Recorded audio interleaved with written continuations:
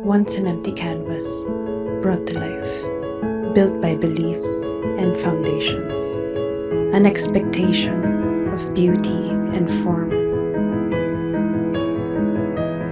But not all is for everyone to see. The discipline, the repetition, the strokes, the overflow. In the end, only for him to see. Rhythms of Grace.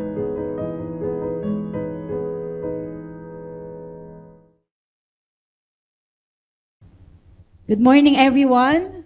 Magandang umaga po sa ating lahat and welcome to our Sunday service here in Life Novaliches and Every Nation Church. Inanyayahan po natin ang bawat isa na magsitayo as we worship God together.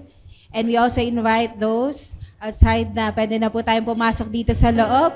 And let's be excited na mag-worship tayo kay Lord ngayong umaga na ito. Ayan. Kahit medyo gloomy yung weather natin sa labas, but I hope that today, let us prepare our hearts. Let us gather together to worship God and to recall, alalahanin natin yung kabutihan ng Panginoon sa atin, right? And today, as we sing songs to the Lord, as we worship Him together, let me read from Psalm chapter 145, verse 13, and we can read this together. Your kingdom is an everlasting kingdom, and your dominion endures throughout all generations. The Lord is faithful in all His words and kind in all His works. So dito sa verse na binasa natin, dinedeclare nito na yung kingdom ni God, yung paghahari ni God, it's everlasting. Ibig sabihin, hindi nagwawakas yung paghahari, yung pag-rule ni God. He's not like earthly leaders or rulers who rise and fall to leadership. Yung reign ng ating Panginoon, it's unshakable. Right? And as we come to worship Him, we are standing before the King of Kings. We are standing before the King of all creation. We are standing before our God whose authority and power never fade. At sinabi dito, that your dominion, yung dominion or yung paghahari ni God, it endures throughout all generations. Na ibig sabihin nito that He was faithful in the past, He is faithful today, and He will be faithful in all future generations.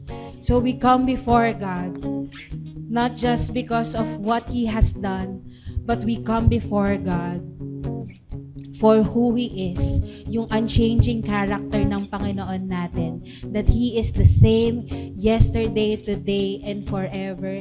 His loving kindness, His goodness never changes for all of us.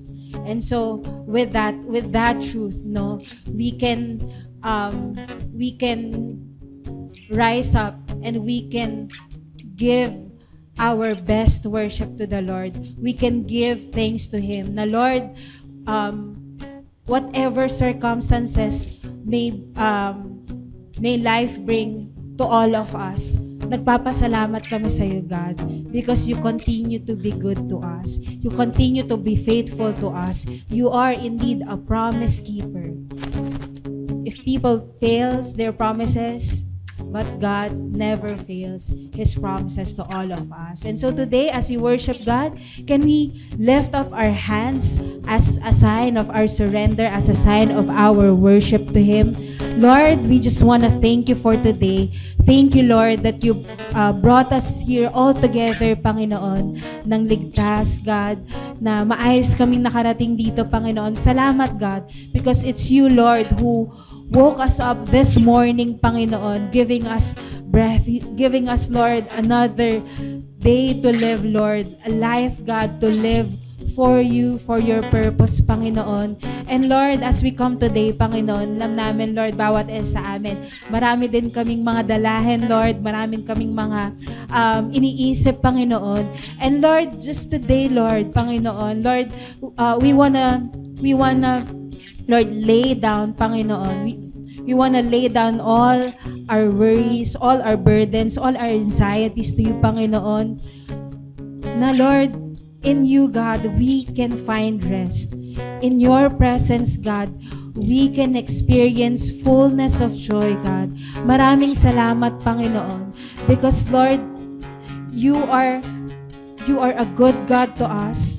And that, Lord, it's true that you are the King of all creation. And yet, God, you are a very personal God to all of us. You know our needs. You know, Lord, our wants. You know, God, our strength. And you know, Lord, our weaknesses, Panginoon. But, Lord, we are just, Lord, here today, Panginoon, humbly coming down before you, Panginoon, and we acknowledge, God, that apart from you, we are nothing. Apart from you, God, we can do nothing, Panginoon. Kaya today, Panginoon, Lord, gusto namin, Lord, na lumapit sa'yo with our hearts full of gratitude, with our hearts full of humility, Lord, and surrendering, Panginoon, sa Panginoon namin na hindi nagbabago. Our God who is good, our God who is faithful, our God who is the same yesterday, today, and forever. So Lord, I pray that let your praises rise in the midst of us, Panginoon, that all your people, Lord, from every generation, from every background, Panginoon, na lahat kami, Panginoon, ay aawit ng papuri at pasasalamat sa iyo, Panginoon, dahil walang hanggan ang kabutihan mo sa aming lahat, Panginoon. Maraming salamat, God. We give glory and honor due to your name. This we pray in the mighty name of Jesus. Everybody say, Amen and amen. Let's worship God together. We praise God this morning. Come on.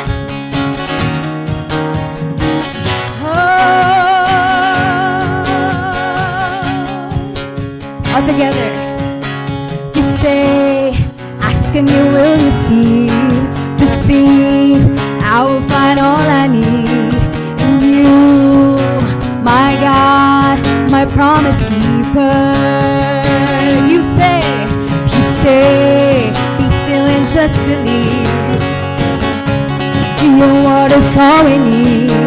It's you, my God, my promise keeper. In the waiting, rain is rising. What you say you do. In the tension, hope's overflowing. We will see you move. In you, it's a yes and amen. In you, we receive a yes and amen. Your promise will come like the rain. Until then, I know you sustain. You're faithful again and again. In you, it's a yes and amen. Yes and amen. You say, be still and just believe. To know your word is all we need. It's you, our God, our promise keeper. In the waiting, pain is rising. What you say you do. In the tension, hope's overflowing. We will see you move in you, in you. Say yes and amen. In you, we receive a yes and amen.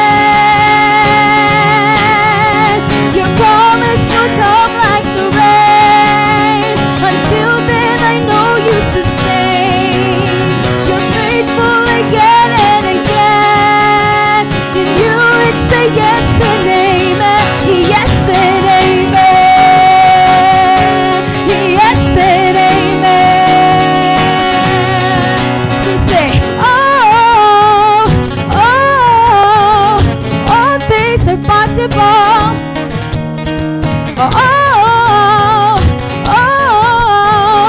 All things are possible. All things are possible in our. Come on.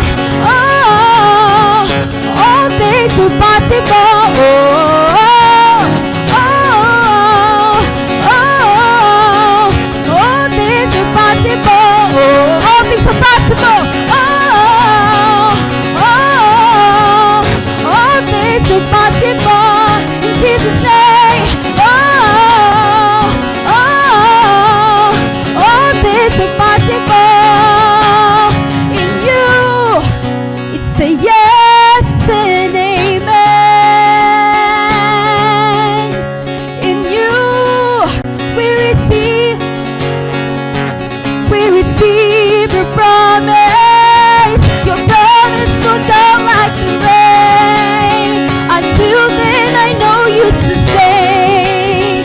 You're faithful again and again. In you, it's a yes and amen. All things are possible.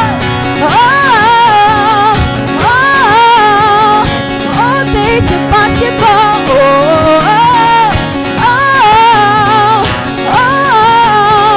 All things are possible. Come on. All things are possible.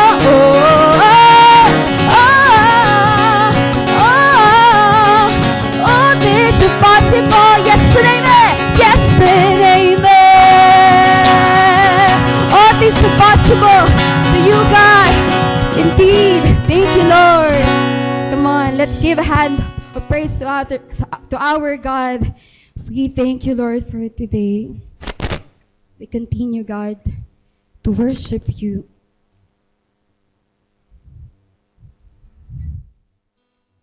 Thank you, Lord, for giving us an identity, Lord, that we are your children, that we are your sons and daughters, Panginoon, that when we call upon your name, you're not just our God, but you're Abba, Father, Lord, that whenever, like a little child, Panginoon, that when he or she asks to his or her father, Lord, ikaw, God, you're not hesitant, Panginoon, to help us, Lord, to give, Panginoon, what we really need. Thank you, Lord, kasi before we ask, you already know kung ano po yung kailangan namin, God. Salamat, Lord. Kasi God, hindi na lang kami nananalangin, Panginoon, na on our own. But thank you, God, for changing the desires of our hearts and putting the desires of you, God, in our hearts, Lord. We thank you, God. Lord, lagi mo po kaming samahan, Lord. Hayaan mo kaming manatili sa iyong lilim, Panginoon.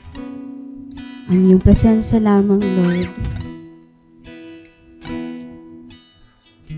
ang tunay na makapagbigay sa amin ng kapahingahan. Ikaw lamang, Lord, ang aming Panginoon, ang aming kailangan, Lord. Tanggapin mo po ang aming awit para sa iyo, Lord God.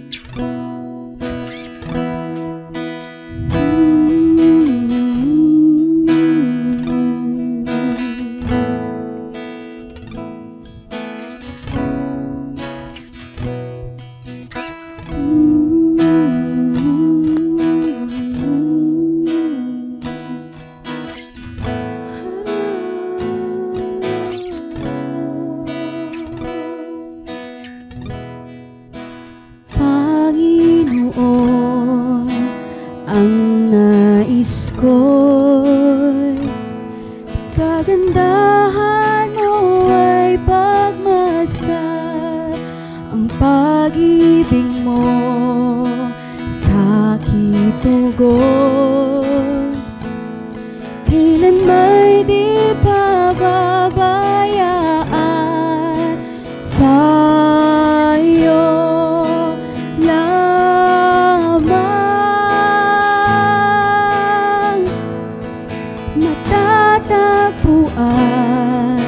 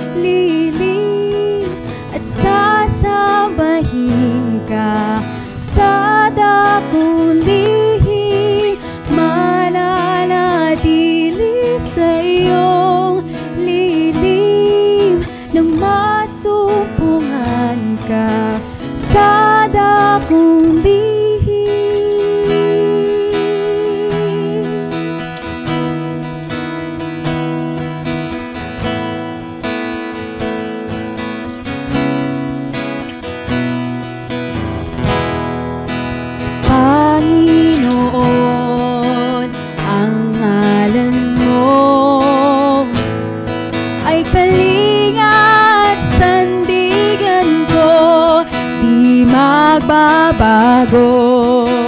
Pangako mo, salita mo'y panghahawakan. Sa'yo lamang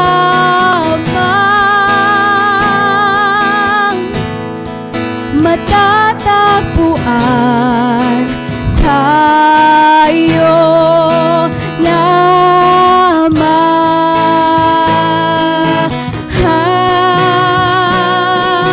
mananatili sa iyong lilim at sasambahin ka sa dakong lihim. Mananatili sa iyong lilim nang masumpungan ka sa dakong lihim. Mananatili sa iyong lilim at sasambahin ka sa dakong lihim. Mananatili sa iyong lilim nang masumpungan ka sa dakong lihim.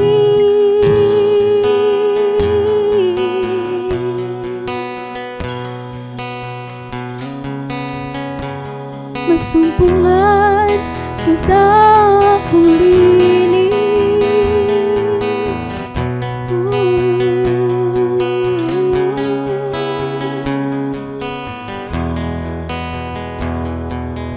Ang pagpuri ko ay tanging sa'yo. Sa'yo lamang iniaalay, O Panginoon. Ang puso ko'y sa'yo magpakailanman. Ang pagpuri ko ay tanging sa'yo.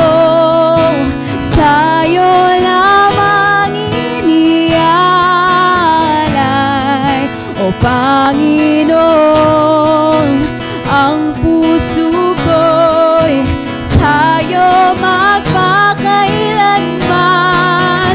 Ang pagpuri ko ay tanging sa'yo. Sa'yo lamang iniaalay, O Panginoon. Ang puso ko'y sa'yo magpakailanman. Mananatili sa iyong lilim at sasambahin ka sa dakong lihim. Mananatili sa iyong lilim nang masumpungan ka sa dakong lihim. Mananatili sa iyong lilim nang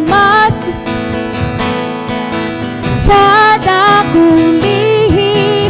Mananatili sa iyong lilim nang masumpungan ka sa dakong lihim. Mananatili sa iyong lilim at sasambahin ka sa dakong lihim.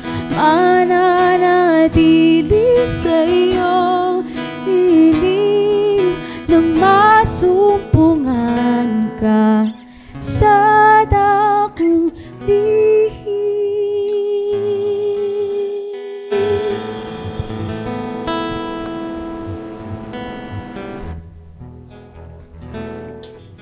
Lord, we just want to thank you, God, for your presence is here with us this morning.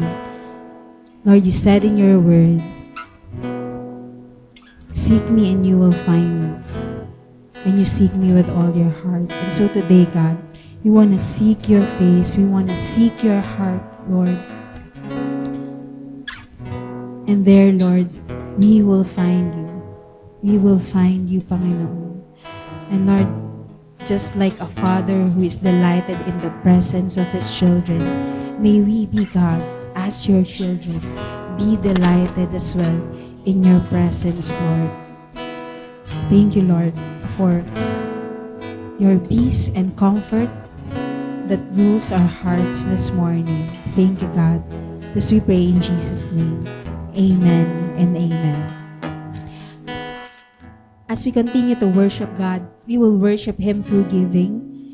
It says in Philippians chapter 4, verse 19, "And my God will meet all your needs according to the riches of His glory in Christ Jesus." While itong verse na to, no, this is often quoted as a promise of provision ni God. But this is actually closely tied to generosity and to giving. Na si Paul, Apostle Paul, when he wrote this letter to the Philippians after they had generously supported his ministry, even yung ibang churches, they did not support him. Yung naging giving ng Philippian church was their act of faith and partnership in the gospel. In his letter, Paul assures them that just as they provided for his needs, it's God who would in turn supply all their needs. Hindi lang yung mga material na pangangailangan nila, but also their spiritual and emotional needs. So this highlights a principle in the Bible that when believers give generously, trusting in God, He responds with provision. Tulad nga ng sabi ni Jesus, give and it will be given to you. So, this verse na binasa natin, this is not just a promise of financial blessing sa atin ni God, but it is a call to a lifestyle of generosity. Tinuturuan tayo nito that when we give selflessly for the sake of the gospel, we can trust sa abundant provision ng ating Panginoon. Hindi sa human sources natin, right? Kasi yung sarili nating sources, no? Mauubos din yon, right? But, everything that we have comes from God. Sabi nga dun sa word, but according to His riches. It's always according to God's riches in His glory. And so today, may that be the posture of our heart as we give back to God. Na Lord, it is you who will supply every need of ours, and that is according to your riches.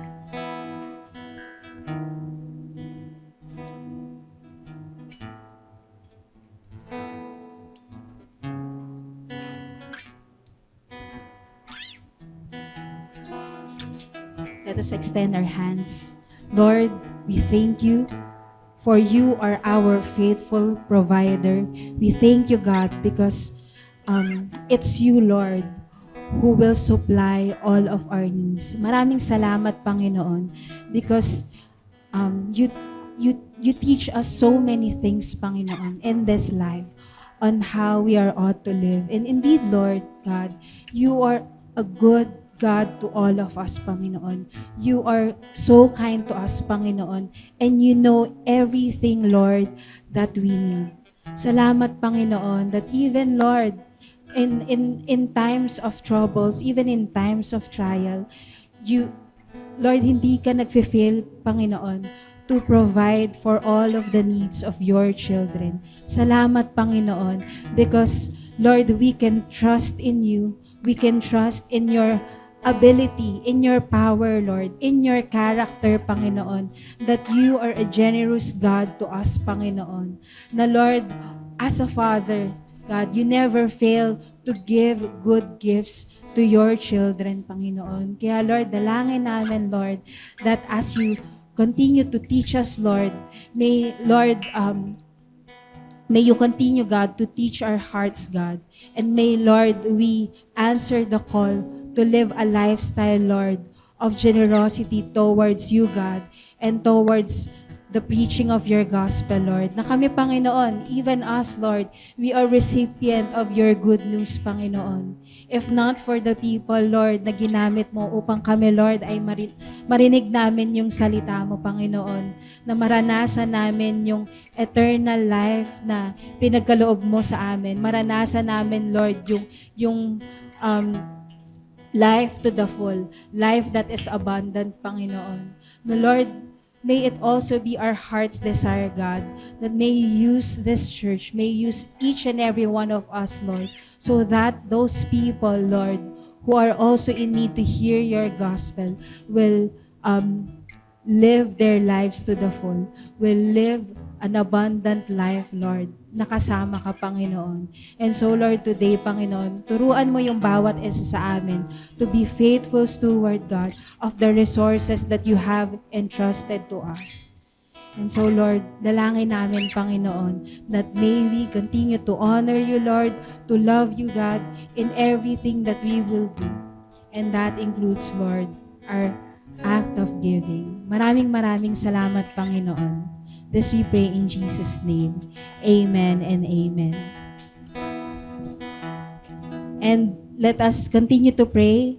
And this time we will pray for the next generation. Kung may katabi tayo na mga kids, ayan, pwede nating ilay yung hands sa kanila and let's pray for them. Let's lift them up to God. Lord, we thank you sa mga kids, sa mga bata, Lord, nakasama namin ngayon. Salamat, Lord, sa life nila. Indeed, Lord, they are a blessing to this church. They are a blessing to their families, Panginoon.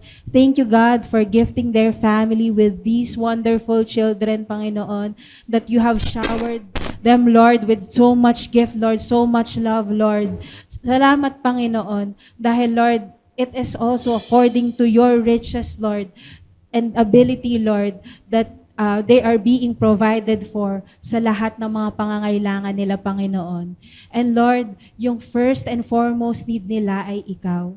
Kaya Lord, dalangin namin, Panginoon, na kami, Lord, bilang church, God, bilang parents, bilang guardians, Lord, may we be channels of your love, Lord, sa mga kabataan na to, Panginoon. That, Lord, even as young as they are, Lord, they will experience your love abundantly, Panginoon, through your people. And so, Lord, we pray, Lord, as a church, that they will continue to grow in your word. They will continue to grow in your ways. They will also learn how to love you, God. They will learn how to love people, Lord. And dalangin namin, Panginoon, that even, Lord, yung mga pinagpipray ng mga parents or guardians nila sa kanila, Panginoon, that, Lord, they will grow, Lord, na they will fulfill, God, yung purpose mo para sa buhay nila.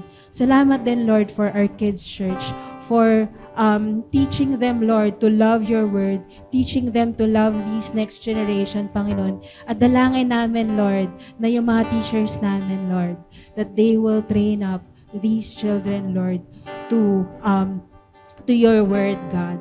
Maraming salamat, Lord. Continue to bless this church, Lord, ng mga susunod pa na generation na magmamahal sa iyo, Panginoon. Salamat, God. Continue, Lord, to watch over us, to watch over this church, Lord. Thank you, Lord, as we pray in Jesus' name. Amen and amen. Let's worship God.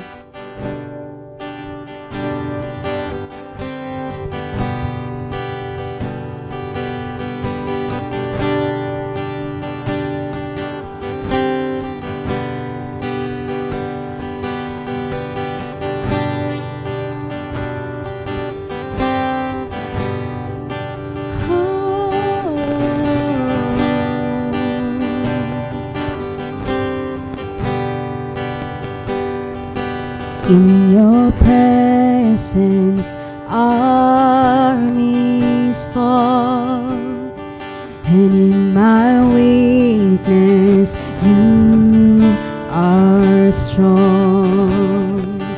In darkness, you go before. I will not fear when you call me out. Lord, you command, the angels to stand watch over me, watch over me. You are faithful, never failing. You are steadfast, unchanging. When I call, you will answer. Oh my God, in whom I trust.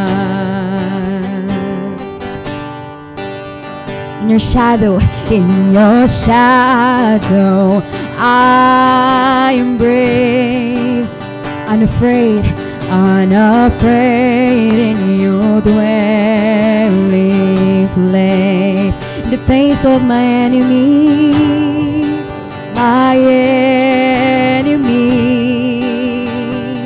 I stand secure. You deliver me, yeah, yeah. Lord, you command the angels to stand watch over me, watch over me. You are faithful, never failing. You are steadfast, yes God, unchanging. When I fall, you will answer.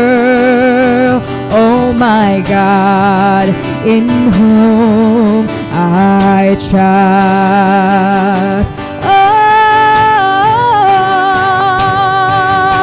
I know that you will save me when I call upon your name. No harm will overtake me because you overcame.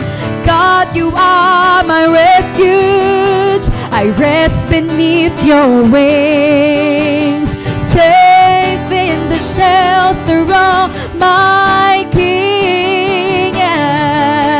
I know that you will save me when I call upon your name. No harm will overtake me because you overcame. Oh God, you are my refuge. I rest beneath your wings, safe in the shelter of my King.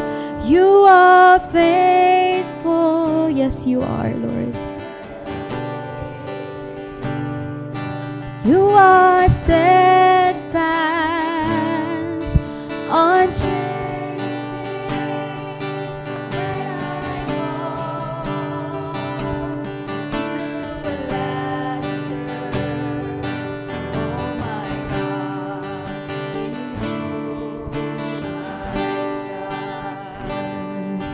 When I call, you will answer. Oh my God, in whom I trust. Oh my God, in whom I trust.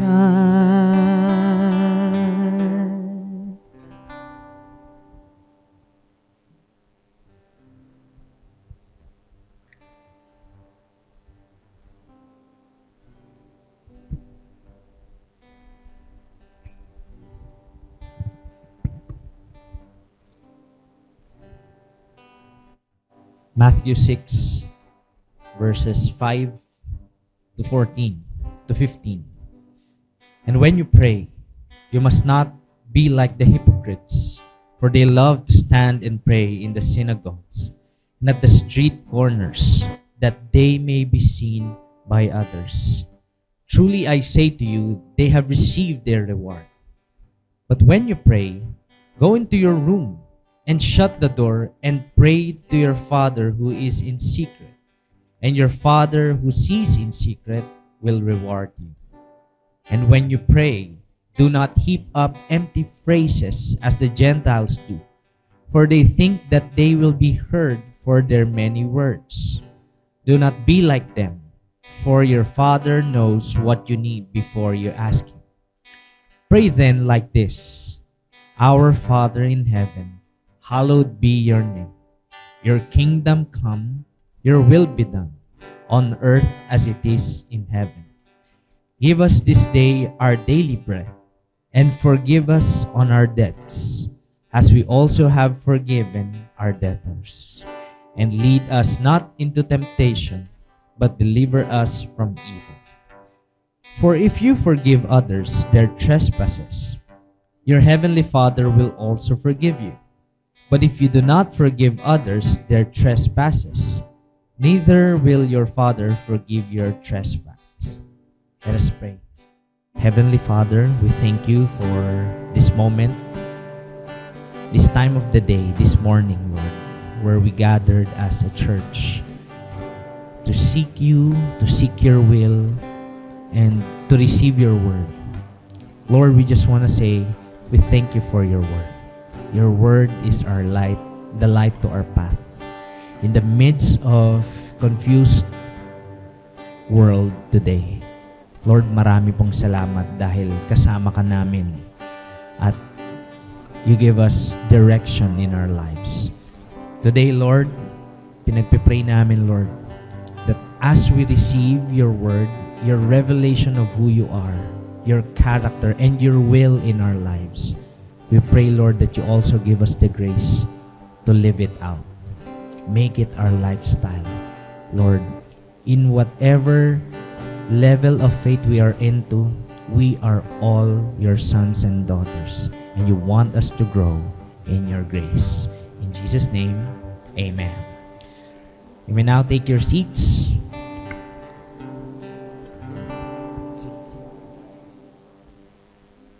Morning, everyone. Magandang umaga sa ating lahat. Welcome to our 10 a.m. service. Can you greet the person seated next to you? And say, good morning. Yan, good morning. Yun,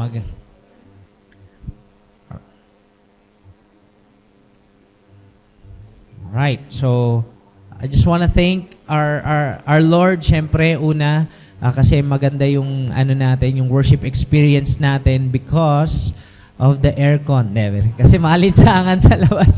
Pag, di ba, alam mo, alanganin yung weather, hindi rin mainit, hindi rin masyadong malamig, di rin natutuloy yung ulan. But it is one thing to be grateful for God's provision for our church, our community na mag-worship. Yun nga lang, di ba, challenged, at the same time, challenged din sa atin na baka makatulog, ganyan. But you know, it's really exciting, and I'm really excited for this morning to preach kasi for the past few weeks, hindi kami naging available ng wife ko to serve with you guys because of our family situation. As you may know, or some of you may know already, my brother-in-law, passed away last March 14. Yan. March 14. Can you,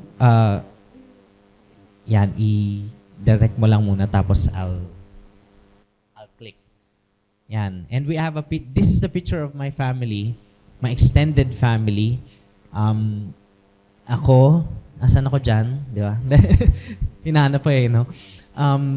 My wife and si Kuya Romel at the left corner, tapos si Ate Marie, his wife, and yung sons namin, si Primo at saka si Peter.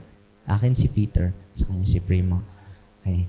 Tapos, and our mother and father-in-law. So, I introduced, netong mga nakaraang linggo, since ang topic natin ay prayer, one of the things that we're praying are healing, comfort, and provision, ganyan, kasi nga sa hospital bills. But most importantly is healing talaga kasi yun nga yung nangyaring accident sa aking brother-in-law.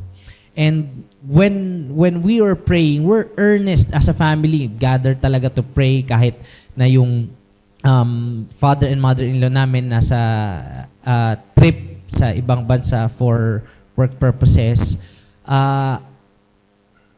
Gather talaga for praying. And I know, and we thank you for your prayers kasi although it's a sad thing that happened, our church communally gathered to pray. Not to the point na kasama pa yun sa prayer point kapag prayer meeting, but we know and we thank you for your prayers. Napakahalagang ma-incorporate sa atin, not just in bad times yung prayer, but also in different times, in all the time of our life. I have a question for everyone. Moving forward, I have a question for everyone. Yeah. Do you pray? Ilan sa inyo dito you pray? You pray kapag, kakain na. Sige, pray na tayo. Okay. How many of you here you pray kapag babiyahe? Sana Lord, maka-discount ngayon. Kahit di ko dala yung ID ko, gano'n. Okay. O kaya, di ba, pag traveling mercies, mga bumabiyahe, lalo na kapag airplane, lalo na kung roro, or sa tingin mo medyo delikado yung sinasakyan mo, you pray. Ilan naman sa inyo, sa mga young pro natin, you pray when you experience or you prayed already when you are about to go to a job interview. Sana hindi English. Hindi. O kaya matanggap, di ba? Or provision. Maraming times, we pray because we need to pray. Di ba? We have something, we need something from God, and we pray to God. And yun yung isang pag-uusapan natin ngayon in part of the second week of our series, Rhythms of Grace. Because prayer, although ang prayer ay lifestyle, pag-uusapan natin dito yung discipline ng prayer. Kasi sabi ni Jesus, and when you pray. Medyo may when you pray, yung occasional part. Kasi yung prayer natin, nagpe-pray talaga tayo as lifestyle. Pero yung discipline ng prayer talks about the times when we pray. Okay? Rhythm as part of Rhythms of Grace. Bago tayo magpunta sa prayer, Rhythms of Grace, yung sige, dyan na lang muna. Yung Rhythms of Grace na pinag-uusapan natin, these are the acts of followers of Jesus for us to cultivate a life of strengthening our journey of faith kay Lord. Ibig sabihin, itong mga kausap ni Jesus na to for the background ay mga followers na. Remember last week, Jesus taught them when they give, when the disciples give, not for when they give to the needy, not for para brag but to inspire. Hindi, para not to brag but to inspire. Hindi ganon. But they want Jesus was teaching them to get the heart of the action of giving to the needy. Hindi lang basta-basta magbigay, but really to give for the glory of God, not for the approval or yung palakpak ng tao. In the same way, yung same audience, tinuturuan ni Jesus yung mga disciples about praying. So the context of this text is these people are already following Jesus. Kaya siya Rhythms of Grace or Habits of Grace, it helps us strengthen our lives, the followers of Jesus, in the grace of God. Picture it as this. Ilan po sa inyo meron kayong ina-idol na hindi idolatry, yung gusto nyo, celebrity o sikat na tao, prominent na tao.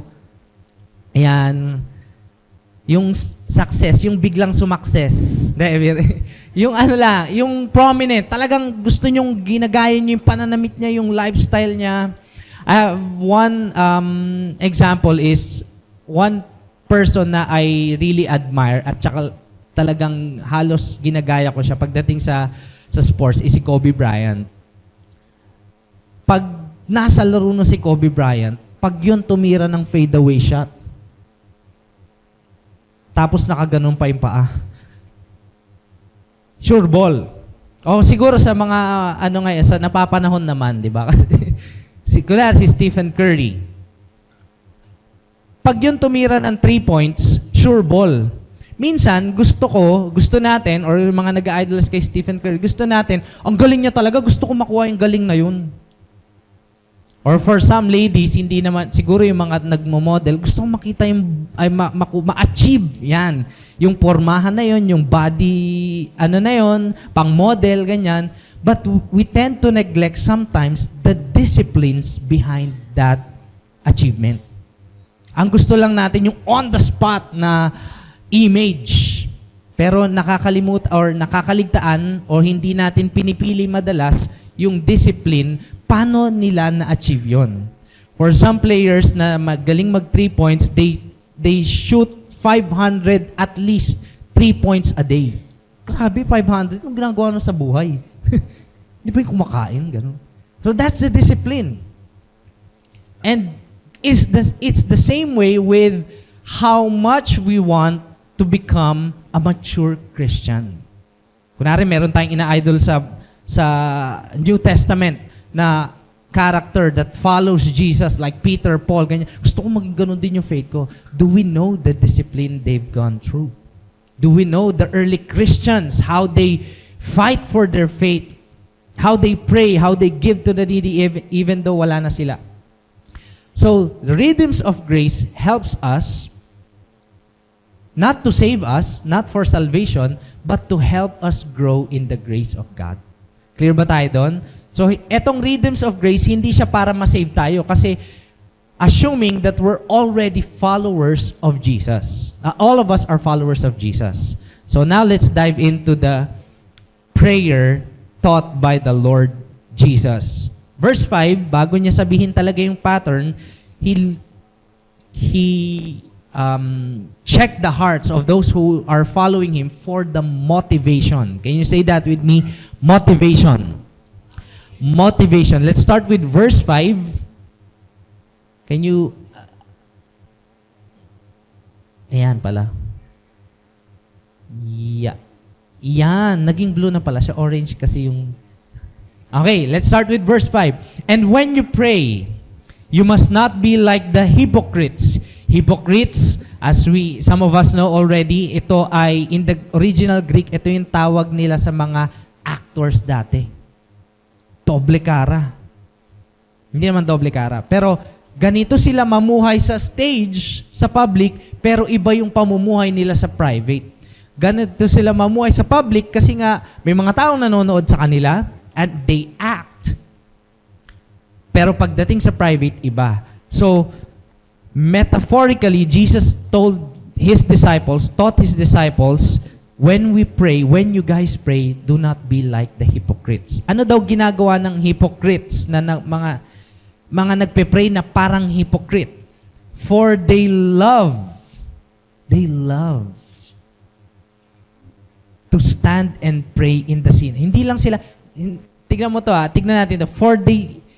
Hindi sinabi ni Jesus, they stand and pray. For they stand and pray. They love.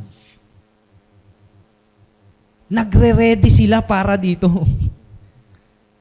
Intentional nila tong pinagpaplanuhan or hindi ito, kaya mag-pray kaya tayo. They love it, but they love it in the wrong way.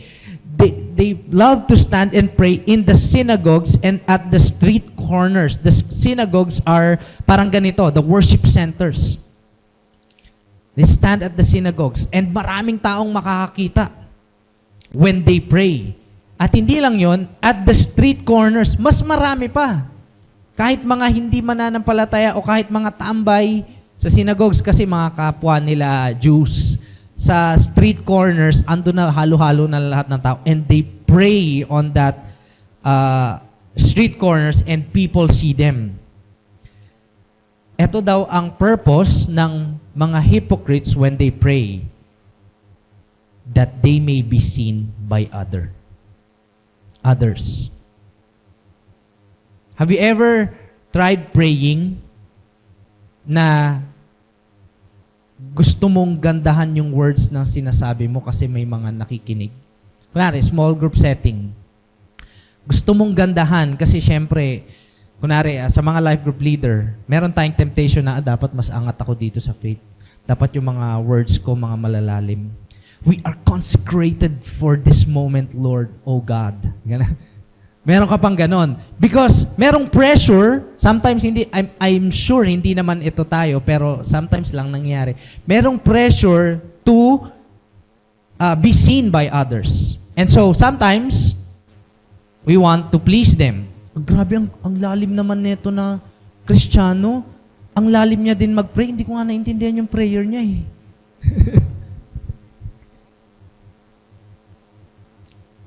May be seen by others. And the first verse, Jesus taught them how not to pray.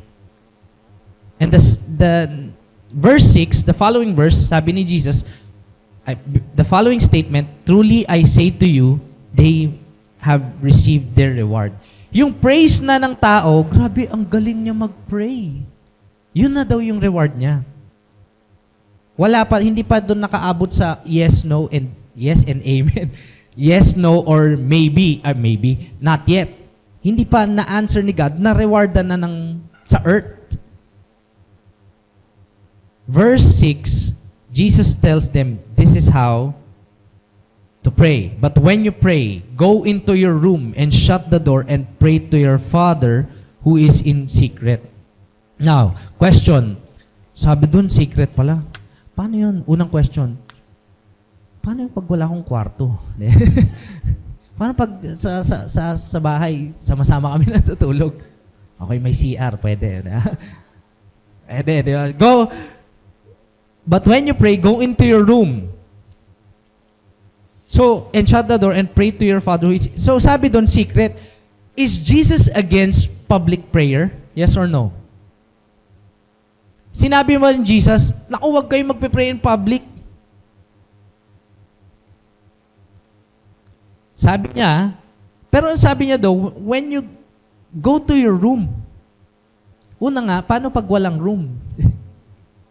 Actually, the word room there is also translated in the original Greek, the treasury room. Kaya siguro nilagay dyan yung reward, kasama yung reward. Kasi when you pray, you also see to it that it is a reward. It has a reward. But Jesus is not against public prayer. Kasi ginagawa nila yon sa New Testament, ginagawa din nila yon sa small group setting. 'Di ba? Pag kunwari ay mga disciples siya, pag nagpapagaling ng may sakit, pagpe-pray nila yon, wait lang, pupunta muna ako sa room. Yeah. Hindi eh. They publicly pray. But what is Jesus trying to tell here to his disciples? Some theologians would say, it's the heart of it is humility. Humility, kasi nga secret. Hindi nakikita ng iba, hindi bragging, hindi rin inspiring, but really to humble down and pray. The attitude of prayer. But we can see here, sabi ni Jesus,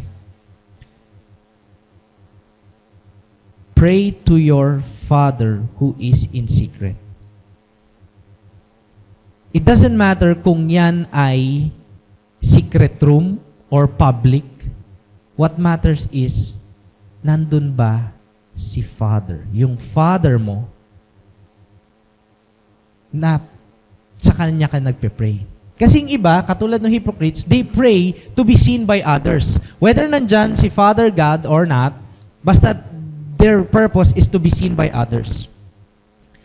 Jesus tells the otherwise, Father who is in secret. The point here is, kahit nasa secret or nasa public, nasa private, nasa public, do you pray to the Father? Or do you pray to the audience? For the audience. Is your audience the people, others, or you have an audience of one? And that's God, who is your Father. And your Father who sees in secret will reward you. Ito na yung sinasabi ko na kaya siguro meron dyang nakalagay na reward kasi yung treasury room, yung tinutukoy na room. But let's dive deeper kasi hindi lang hypocrites yung pinagkumpara ni Jesus. Meron pa sa verse 7.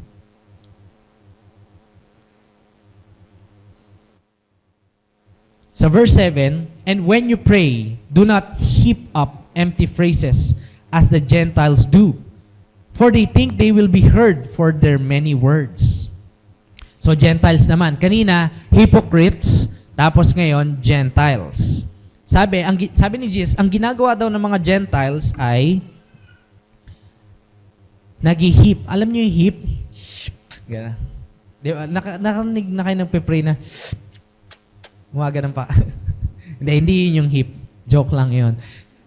Empty phrases means, hindi kasi may mga nagpe-pray na, Father God.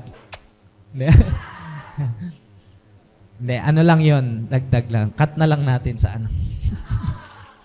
Anyway, heap up empty phrases or in other translation, thoughtless. Thoughtless prayer. Empty phrases as the Gentiles do. The Gentiles, pag sinabing Gentiles, ito yung mga taong hindi nananampalataya kay Yahweh. Ibig sabihin, they have other gods, small letter G, na kung saan sila nagpe-pray. So yung prayer daw nila, empty words, kasi nga naman, kung pagan God yon, empty talaga yon. Rebulto lang yon, walang... But also, in other translations, it means thoughtless, hindi pinag-iisipan, hindi din galing sa puso, hindi from the bottom of the heart. For they think they will be heard for their many words, rituals. Remember whenever you encounter in their time, pag sila ay ang mga pagan ay nagpe-pray in the Old Testament, pag nagpe-pray sila sa gods nila, paulit-ulit. Like in 1 Kings, yung kwento ni Elijah versus all the prophets of Baal. The prophets of Baal were praying for half a day ng words na verbally, ang sinasabi nila na paulit-ulit ay, Baal, answer us. Half day.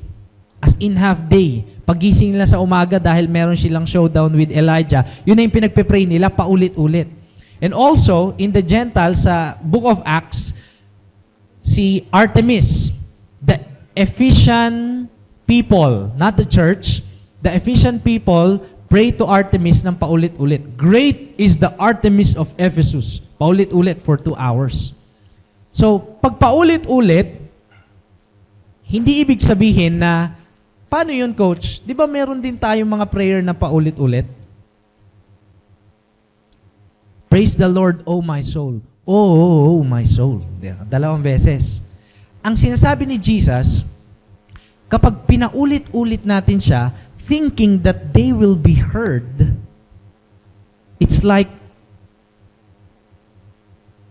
praying that you are trying to twist the arm of God so that He can do what you want. He will do what you want.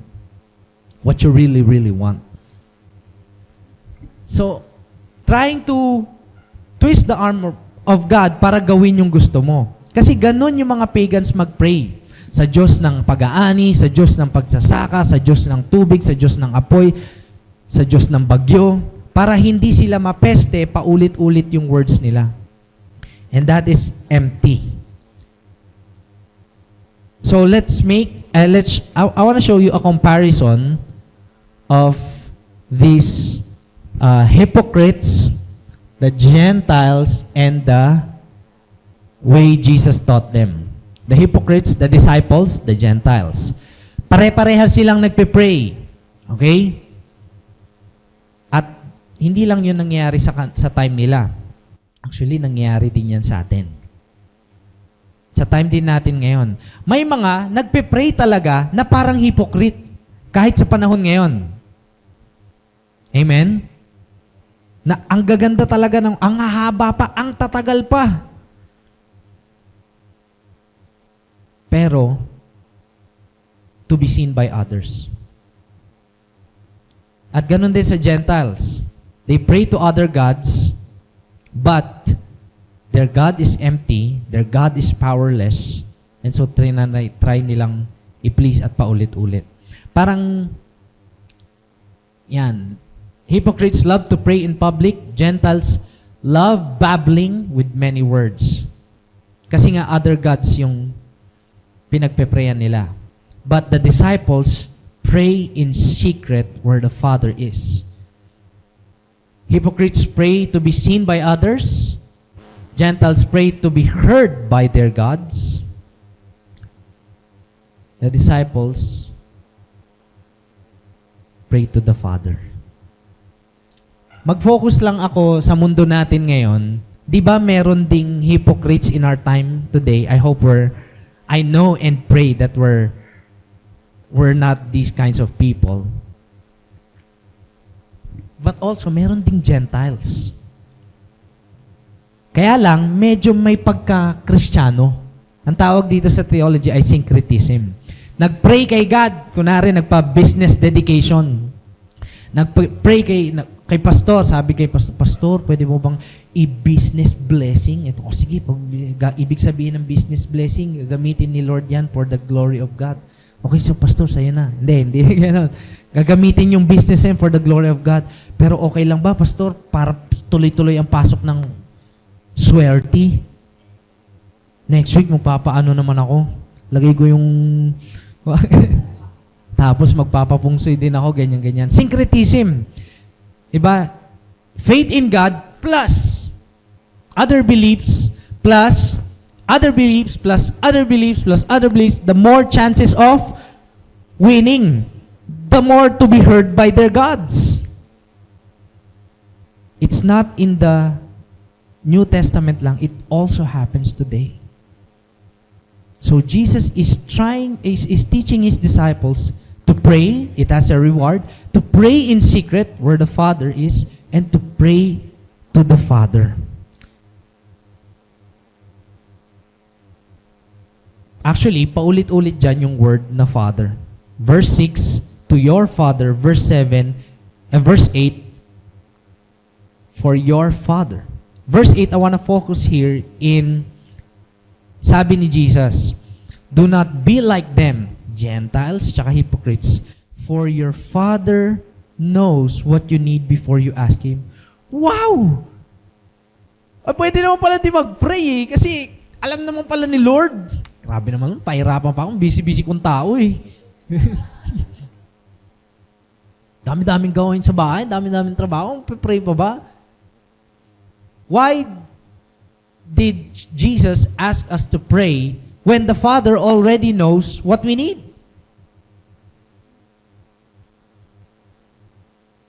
Make sense? Sayang kasi yung oras. Pang Netflix ko na yun, o kaya pang gala na yun, di ba? Imagine mo na lang, babiyahe ka. Siyempre, gusto ni Father God na mapa-safe ka at makapunta ka sa paroroonan mo. At alam yun ni Father God at gusto niya yun para sa buhay mo, bakit mo pa kailangang hingin? Bakit mo pa kailangan, paglabas mo ng pinto, pray na tayo as a family, bakit pa kailangan yun? Di ba gusto naman yun ni God sa atin, bakit pa kailangan hingin? Have you ever thought of that? Alam na ni Lord yun. Ito naman si Lord. Para namang, alam mo na yun, di ba? Jesus was reiterating our relationship with God, our Father. There is essential thing na nawawala pag hindi tayo nakikipag-usap sa ating tatay. Anybody here merong tatay? Well, hindi lahat meron. Pero mamaya makikita natin gaano ka-importante yung sinabi ni Jesus to pray to our Father.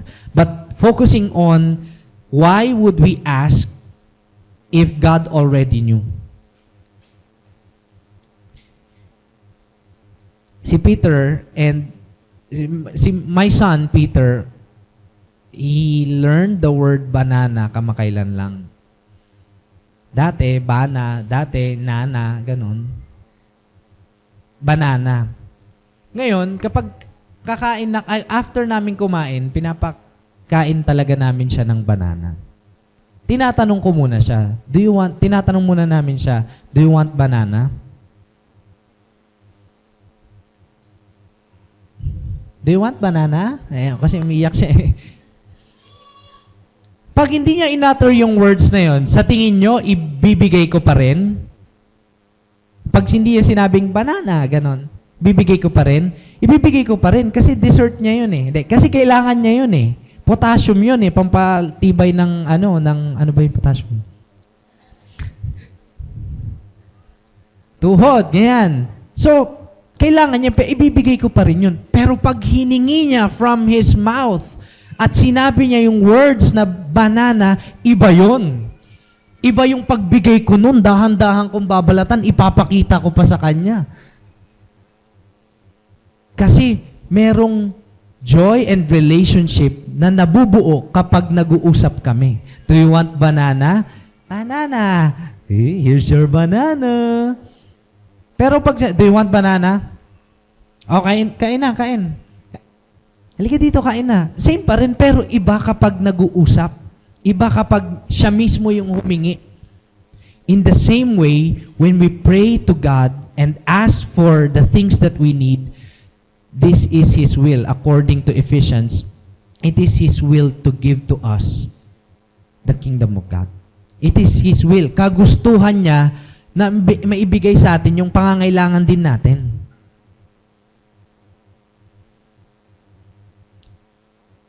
So, to utter the words of prayer is very important kasama ng attitude and motivation ng prayer. And first point I want to share is that the basis, ang basihan, ang pundasyon ng pagpe-pray natin is our relationship with our Father. Is our relationship with our Father. Our Heavenly Father. I want to highlight that later on, but let's go to the first point. Relationship matters. Kahit sa pamilya. Kahit sa di ba kapag meron kang ka-relationship, communication is the key. Communication is very important. Sa mga mag-asawa, communication is very important. Hindi mo sinasabi na na-offend ka pala nang sinabi ng nag-joke yung asawa mo in front of many people. Kinimkim mo yun. Tapos naulit na yun, kinimkim mo ulit, tapos naulit-ulit. Tapos di mo sinasabi hanggang sa naipon. Sumabog ka ngayon kasi hindi mo kinommunicate. In the same way, ganun din sa mga anak, sa mga magulang nila. Communication is the key. In every relationship, there has to be communication. Ilan sa inyo dito, meron kayong friend dito sa church? Nag-uusap ba kayo? Yes. Kapag coach at saka disciple, di ba nag-uusap din? Kapag ministry teams, anong line up? Ganun. Kahit nga yung mga music team dito, napapansin ko sila, nagko-communicate sila ng ganun eh.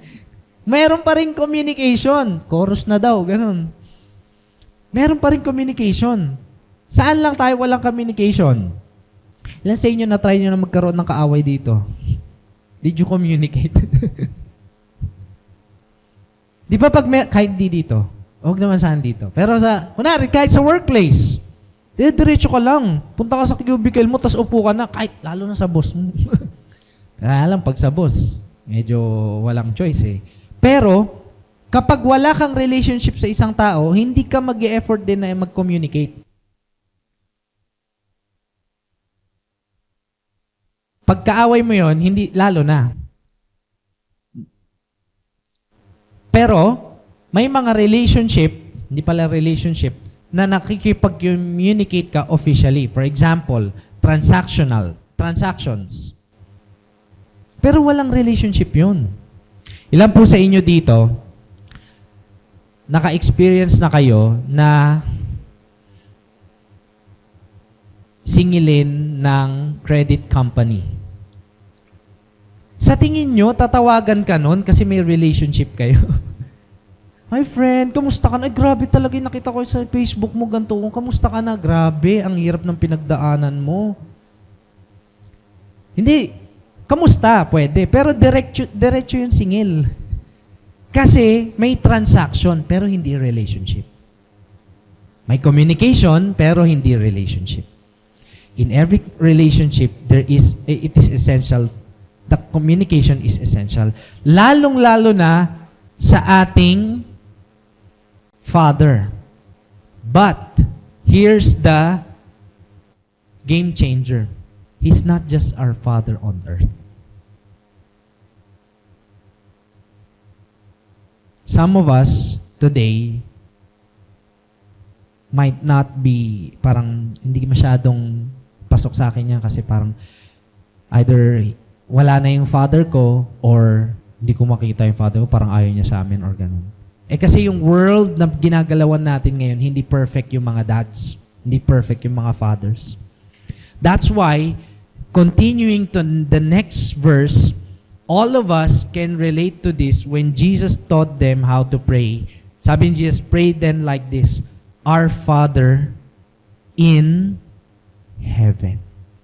Not on earth anymore. Because our Father is in, even though our earthly Father is not present, our earthly Father is absent, our earthly Father is not perfect, violent, or basta hindi siya perfect, our Heavenly Father is perfect. Our Heavenly Father is perfect. Jesus said, pray then like this, Our Father in heaven, hallowed be your name. Or in other translation, holy be your name. Let your name be revered and feared or treated as holy. Notice na sinabi ni Jesus, pray then like this. It's a pattern. Hindi niya sinabi na ito lang ang pray nyo, wala nang iba. Pag kayo nag-pray ng iba, impyerno kayong lahat. Pray then like this. Jesus gave us a pattern. Our Father in heaven, holy be your name. Your kingdom come, your will be done. I want to pause on that a little bit and emphasize when Jesus taught his disciples to see God, the creator of the heavens and the earth, Yahweh, as Father. No one, before Jesus mentioned this, no one in the whole Israel history nag-treat kay Yahweh or God, the creator of the universe, as Father. Siya lang. In fact, this is one of the reasons why he was accused of blasphemy.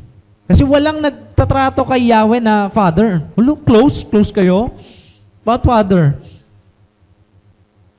our Father.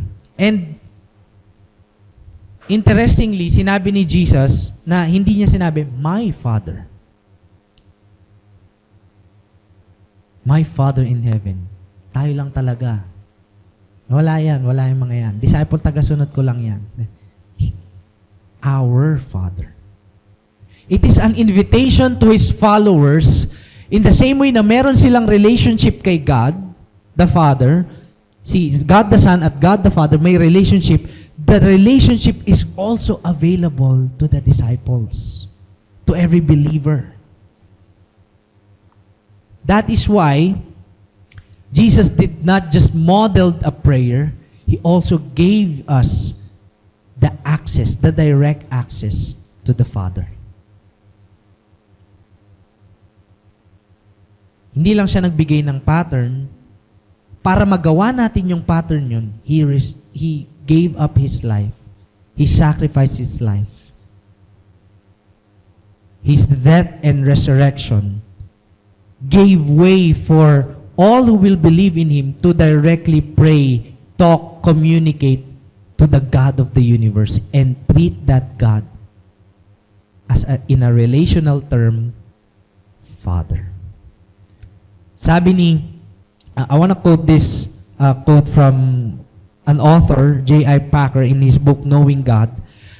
He says, for everything that Christ taught, everything that makes the New Testament new and better than the Old, everything that is distinctively Christian as opposed to merely Jewish, is summed up in the knowledge of the fatherhood of God. Father is the Christian name for God. Ibig sabihin, you may know all these rituals and traditions, lahat ng gagawin mong good works para dito sa, whether ikabida mo or ikagrow ng pananampalataya mo, kung hindi mo nakikita si God as Father, then you might check your spirituality, your faith. If you continue to make disciples, evangelize, and do everything, and serve here on church, but you don't treat God as Father, then maybe you miss the whole point. Father is the Christian name for God. You may know all these books, all this knowledge, alam mo lahat ng knowledge and theology, ganyan-ganyan, but if you don't treat God as your Father in heaven, you miss the whole point of Christianity. Father is our relationship. Father and Son is our relationship with God. Verse 10, your kingdom come, your will be done. It's another pattern. Jesus is saying, kasi kadalasan pag nagpe-pray tayo, yung request agad natin, Lord, kailangan ko talaga na ito sa ngayon eh. Pag di mo talaga to binigay itong trabaho na to, no, tatampo talaga ako sa'yo. Hindi na muna ako magpapakita sa church mga 2 months. Lord, pag di mo binigay itong paano na lang kami, Lord? Di ba? Isipin mo naman kami, Lord. Request ka agad, request. Lord, pag sana pagyamanin mo kami kasi nahirapan na kami sa buhay, bigyan mo naman kami ng extra income. Lord, sana mapatawad na ako ni ganito kasi liit-liit na bagay lang naman nun. Jesus taught us to acknowledge that the kingdom of God, ibig sabihin, the rule of God is important in our lives. In fact, it is the one that governs our prayer. Your kingdom come, your will be done. Pag sinabing will, ano ba yung gusto ni Lord? Marahil gusto mong pumasok sa trabaho na yan, pero gusto ba yan ni Lord para sa'yo? Lord, sana siya na. Tagal ko na siyang pinagpipray. Ang dami ko na nagastos. Ang tagal na ng pinagsamahan namin. Actually, magkasama na nga kami sa isang bubong. If that is not the will of God, we have to know what is the will of God para sa buhay natin. So that our prayers is not aligned to our will or kagustuhan, although may part yun, pero mauuna muna, ano ba yung gusto mo, Lord? More than sa ano yung gusto ko at ano yung agenda ko, ano muna yung agenda mo, Lord? Kasi you know better than I. Ang dami ko ng palpak na desisyon sa buhay. Ang dami ko ng sablay na mga pinasok na business, trabaho, relationship. This time, Lord, let your will be done. And the will of God, sabi dyan, on earth as it is in heaven. In heaven, the rule and the will of God always been executed. Ganon din ba sa buhay natin? Ganon din ba sa planetang earth at sa buhay natin? Sadly, hindi ganon. Pero may mga seemingly hindi ganon. Like for example, nakikita natin may corruption, may mga namamatay, may mga sakit na hindi mapigilan, ganyan, may mga kasamaan. Hindi yun yung will ni God. Pero nire-redeem niya yun when we pray. Eto ngayon, makikita natin, verse 11 to 13, this is prayer according to the will of God. Let me share this to you. Give us this day our daily bread. Is God's will to provide for His sons and daughters? Yes, will for provision. Gusto ba ni Lord na meron tayong provision? Yes, so we pray for it. Kala ko ba alam na ni Lord yung pangailangan? Remember the relationship, the joy of the uttering words. Pangalawa, forgive us our debts or our sins, and we also have forgiven those who sin against us or our debtors. Is the will of God to restore relationships. Gusto ba ni God na nagkakaaway-away tayo? Gusto ba ni Lord na may kaaway ka araw-araw? Kung paglabas mo, takot na takot ka lumabas kasi baka ambahan ka. Sa tingin mo, sa mga meron ng nakaalitan, ano ba yung feeling na meron kang kaaway? Hindi ko kasi alam. Wow, di ba ang hirap kumilos. Parang dapat lagi kang mabait para walang masabi sa'yo. Parang from experience, ha? Kailangan maging perfect. Kasi kapag napuna ka, lalo na ng kaaway mo, na hindi nagpo-forgive, hindi mo rin pino-forgive,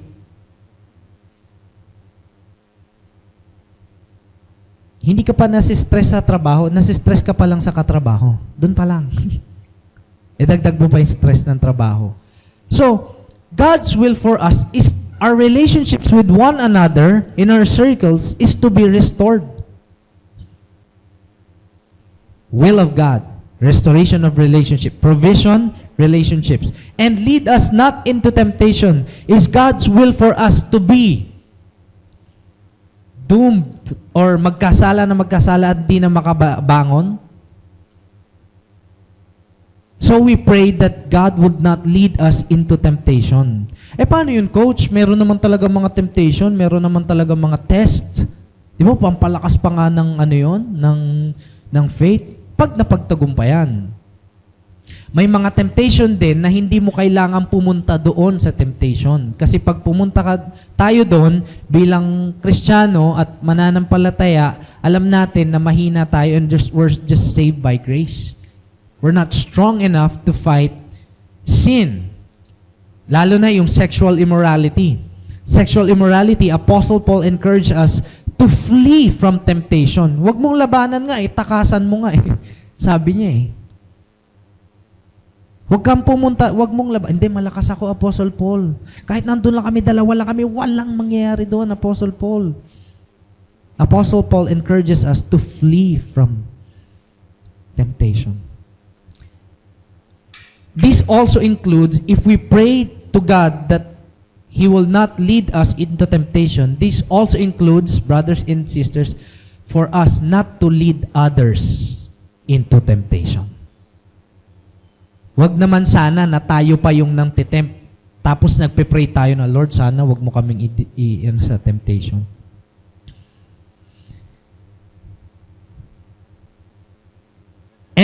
But deliver us from evil. Is the will of God, lagi nating kasama yung evil. Na yung evil, hindi na tayo nilulubayan. Best friend na tayo ng evil. Actually, sobrang tropa mo yung evil. Ako nagagawa ng sin, mag-day off ka muna, evil.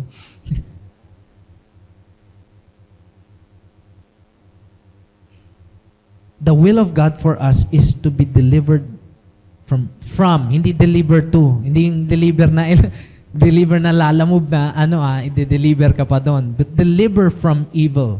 Or, in other translation, evil one. Kasamaan o sama-sama. Sama-samang enemy na si Satan. Notice that this prayer, yung verses 11, 12, 13, this is the will of God for our lives. Kaya inuna ni Jesus sa pattern ng prayer, the relationship, our relationship to God as our Father. But He's not just our Father. Daddy, gusto ko to, bigay mo na. But He is a Father in heaven. We have to fear and revere with an honor. Hindi lang pwede natin, kakayan-kayanan natin kasi close kami niyan. Di ba minsan kapag super close, parang kinakayan-kayanan, but ang ganda ng ginamit na word si Jesus, our Father in heaven. Sinundan niya pa ng holy be your name. Fatherhood of God, but also He is God. We're humans. He is our Father, and there's this relationship, but also He is God. We cannot control Him. And then your kingdom come, your will be done. And then the will of God in our lives. This prayer, this pattern of prayer, is a pattern that will shape our lifestyle. Point number 2 I want to share is this. Our prayer shapes how we live as disciples of Jesus. Dahil tayo ay disciple ni Jesus, hindi lang tayo basta-basta nagpe-pray ng gusto lang natin. Binigyan niya tayo ng pattern na merong honor kay God, pero meron ding relationship, merong love, but also the will of God first before our will. The will of God is more important than our will. Kasi yung will natin, kadalasan nga sablay, alpak, or nakakasakit ng iba, selfish. So the will of God. The prayer pattern na binigay ni Jesus, our prayer shapes how we live as disciples of Jesus.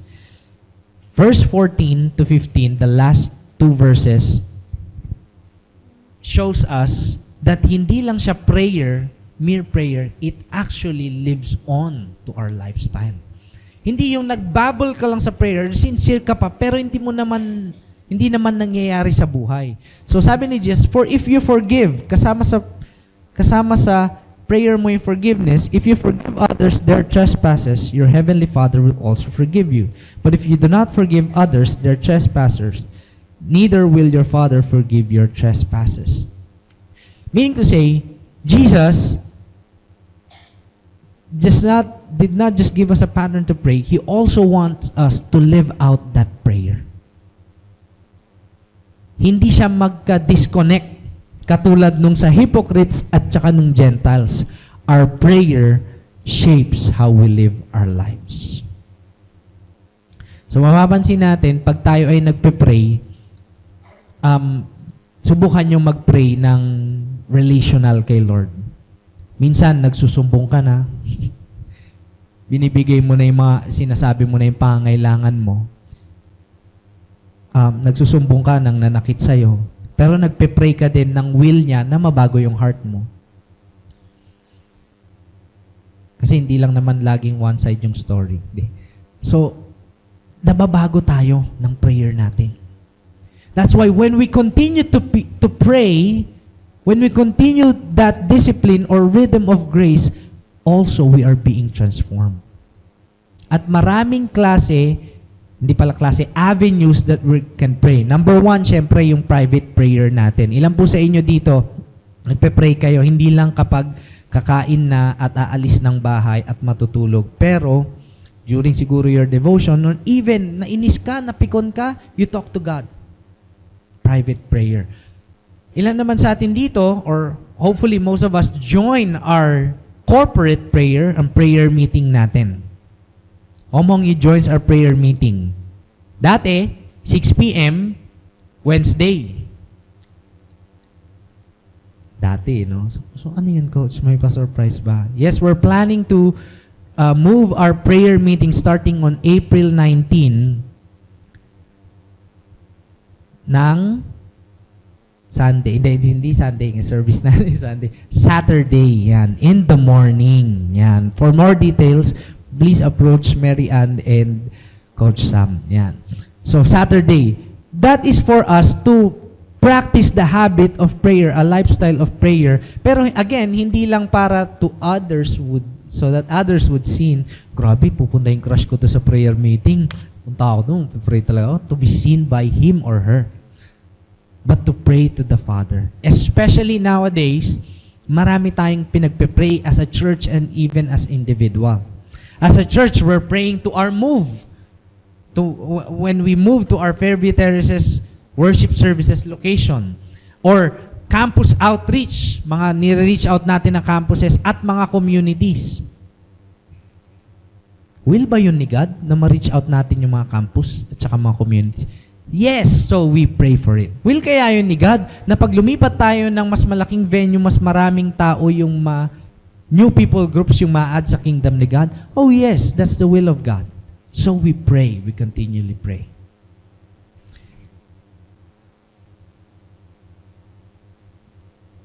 And private prayer, corporate prayer as a church, and also prayer prayer na, well, sa next, ano pa yon, pero kasama yung prayer and fasting. Next week, we're gonna talk about the fasting, but praying and fasting, the combo of it. But for now, prayer and private prayer and corporate prayer. As we navigate as we live life bilang mga tagasunod ni Jesus, followers, here is the truth that Jesus was trying to tell his disciples when they pray. It is to our Father in heaven that we pray. Hindi tayo nagpe-pray na sa Diyos-Diyosan na parang walang sagot o hanggang bubong lang o pag sumagot parang either punishment lang or swerte. Hindi rin tayo nagpe-pray dahil gusto nating makita lang ng mga tao. Kasi pag yun lang yung reward natin. But it is actually a cultivating act of our relationship with our Father. In the end, sabi ko nga kanina, Jesus did not just model a prayer for his disciples to relate to God. He gave the access of it. Dati kasi, nung in the Old Testament, when they pray sa synagogue, sa mga street corners, talagang show. At talagang walang relationship. Diyos ka, tao kami, baka parusahan mo kami. Diyos ka, tao kami, malayo kami sa'yo. It's as if God is lives in far away and cannot relate to humans. But because Jesus, God the Son, became man, for us to be connected to the Father, we can now have direct access to God. Imagine this with me. Ano ba yung pinagpe-pray mo araw-araw? Ano ba yung pangangailangan mo araw-araw? Provision ba yan? Kagalingan ba yan? Pagpapatawad ba yan? Restoration ba yan ng relationship? Does our Father in heaven care? Meron ba siyang care? We know that He cares because we know that He answers. Because kung yung kaisa-isa niyang anak binigay niya bilang sagot sa humanity, ano pa yung hindi niya kayang ibigay? Madamot ba si Lord? Kung yung kaisa-isa niyang anak, pinakamahalaga, pinakamalaki, pinakaimportante, pinakamahalagang bagay sa buhay niya, hindi nga bagay, binigay niya para sa ating lahat. Ano pa yung kaya niya, hindi niya kayang ibigay para sa atin? So, as we live life with these rhythms of grace, I know and believe that whenever we pray individually and whenever we pray together, I hope that you would join, the grace of God will continuously overflow in us. That we will be able also to teach others how we pray. Let's all stand and let's pray. Yeah.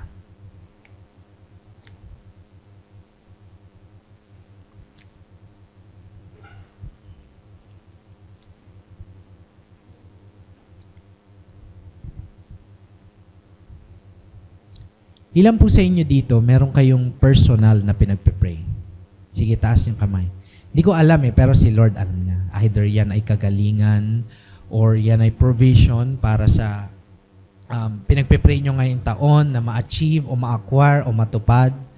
Or either meron kayong pinagpe-pray na tao, hindi lang sa relationship, but kunwari, pinagpe-pray nyo siya na makakilala siya kay Lord. O kaya pinagpe-pray nyo siya na gumaling siya. Hindi lang, remember that hindi lang tayo nagpe-pray para sa sarili natin. Nagpe-pray din tayo para sa ibang tao. And sabi ng James, sa the book of James, the prayer of a righteous man is powerful and effective. But we know that we're not righteous on our own. We're made righteous because of Jesus. Let's pray. Heavenly Father, we thank you for your word that has been preached today. Lord, we thank you because you care for our lives.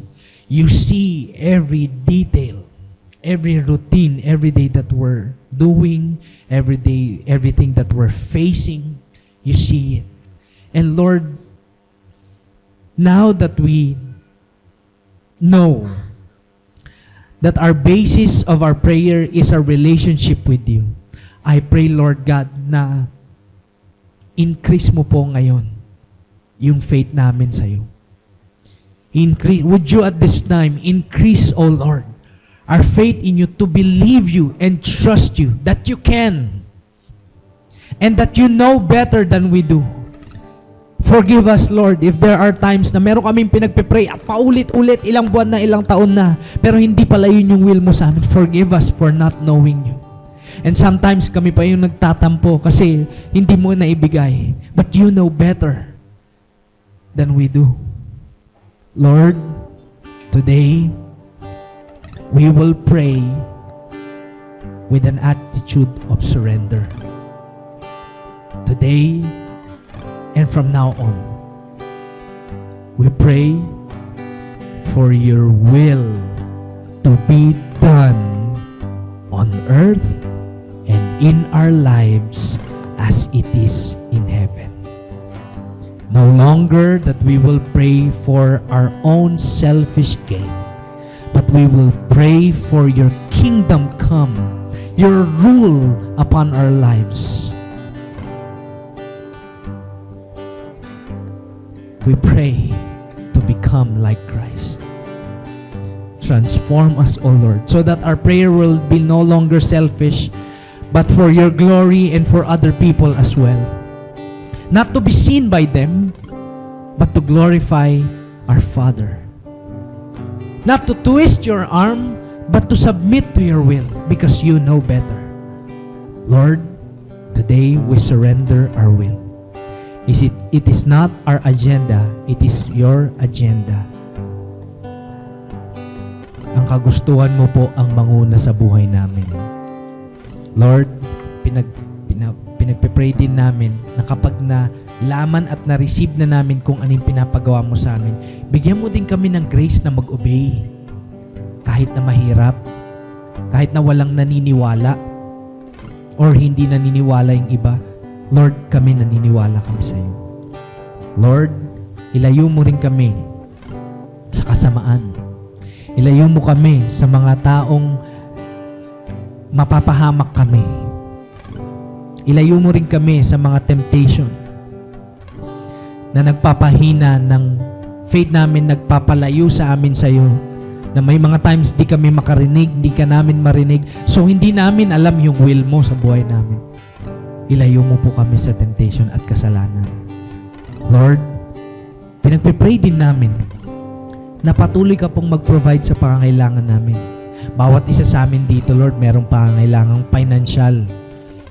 Our finances, Lord God. Our everyday needs. Not just finances, Lord, but even for the provision for the coming days. Thank you, Lord, kasi yung binigay mo sa aming kind ng prayer is a prayer that trusts you every day. No matter, Lord, if we see the future or not, we want to say we trust you.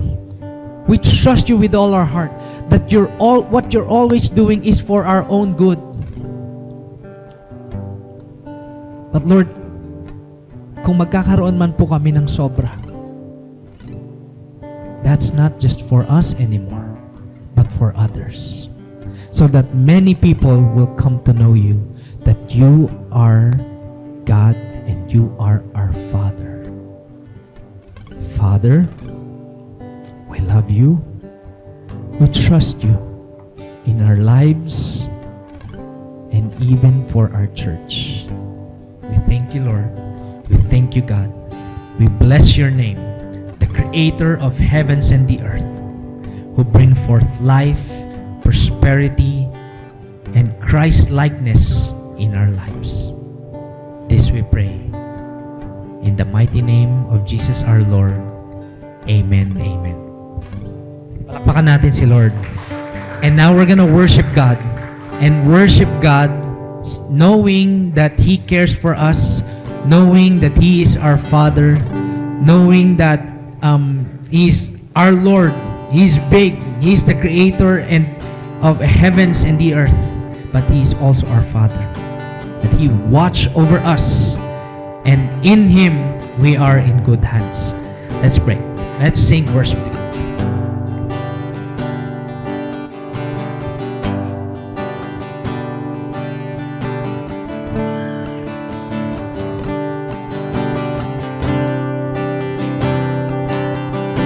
I know that you will save me when I call upon your name. No harm will overtake me because you overcame. God, you are my refuge. I rest beneath your wings, safe in the shelter of my King. Come on. I know that you will save me when I call upon your name.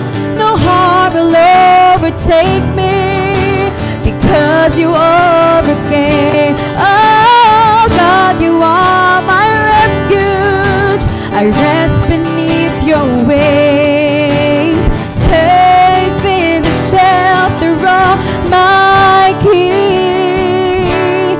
You are faithful, never failing. You are steadfast, unchanging. When I call, you will answer. Oh my God, in whom I trust. I know that you will save me when I call upon your name. No harm will overtake me because you overcame. God, you are my refuge. I rest beneath your wings, safe in the shelter of my King. You are faithful, never failing. You are steadfast, unchanging. When I call, you will answer. Oh my God, in whom I trust. Oh my God, in whom I trust. Let's give a hand to God this morning. And once again, Coach Jomari, thank you for preaching the Word of God to all of us. And as a church, may we be strengthened by this preaching of God's Word to us, and na ma-develop sa atin yung rhythm of grace, of really praying and communing to our Father. Let's pray together. Lord, we thank you for the word we received today. Thank you, Father, for you are so good to us, Panginoon. Salamat, Lord, for speaking to us, Lord, through your word this morning sa amin, Panginoon. That Lord, we don't just pray, Lord, for our needs to be met, but we pray because, Lord, you are our Father, Lord. And just as how a father communicates to his children and takes care, loves his children, Lord, yun din yung desire mo for us, God. For us to know, Lord, how much you love us, how much you care for us, how much, Lord, yung presence mo ay kailangan ng bawat isa sa amin, Panginoon. And so today, God, we as your children, pray, Lord, that just like these little children, Panginoon, how they are not ashamed, Lord, to really go to their parents to their father to ask for their needs, what they want. Lord, I pray, may we have that kind of faith. May we have that childlike faith to go to you, our Father, to always seek you, Lord, your presence. And Lord, na magkaroon kami talaga ng mas malalim na relationship sa iyo, Panginoon. Maraming salamat, God. And Lord, I pray, Lord, na bawat isa sa amin, Lord, as a church, Lord, may we flow, Lord, into this rhythm of communing with our Father. This we pray in Jesus' name. Amen and amen. And that ends our second part of the series, Rhythms of Grace. And ingat po ang bawat isa sa atin, and we hope to see you again next week sa third part ng series natin. But just before we go, just want to remind everyone again about our Race for Life na ongoing pa din yung registration. Yung race day natin would be on August 26, August 16 sa MOA ground. So, if you're not yet registered, pwede po tayo mag-scan ng QR code dun sa labas. I hope that as a church, we can also participate in this race to support yung mga scholars na pinapaaral ng ating Real Life Foundation to train natin yung mga kabataan sa leadership, integrity, faith, and excellence. And once again, sa April 12 naman po yung Life Day natin. So remind po natin yung mga dinidisciple natin, gina-journey natin na pwede na silang mag-register. Our registration natin is 300 pesos. You may approach Coach Jo Marie or si Queenie for further details about our Life Day. So thank you po, and have a blessed Sunday.